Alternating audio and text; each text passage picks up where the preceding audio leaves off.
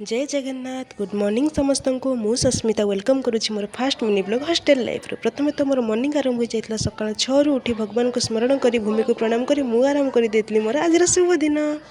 तापर मु तुरंत बाहरी पड़ी ब्रश टी को धरी बाथरूम आड़ को नहेले आपण मैंने जानी हॉस्टल लाइफ रे केते कष्ट पानी सरीज ना लाइन लगे पड़ो से देखुन के जल्दी जल्दी ब्रश कर दौची गरम पानी ग्लास आनी आसी पहुँची गली आम हॉस्टल पोखरी पाखक नाई मो पोखरी नुह आम हॉस्टल मिनी गार्डन देखुना रात सारा वर्षा ही पोखरी होती आपण मैंने मत देखिए आश्चर्य हो गले ना मुझे जानी परा पोखरी गाधे मुझे रेडी हो जाती कॉलेज जमा नुहे सेल्फ स्टडी काले मो सांग मैंने मत छाड़ी कॉलेज पलैबे से यूनिफॉर्म पिंधे ना केमती लगला मो आइडिया कॉलेज रु फेरी किसी समय रेस्ट पर कॉल आसी जाइला आम माताश्री देखुना केमती इे सियाड़े अनौची अरे मु एठी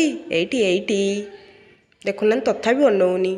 छाड़ तापर मु कही बापा को देखापी देखुना केमती कांथ झरका कबाट देखौची तापर फोन टी को झांपी नहीं आम पिताश्री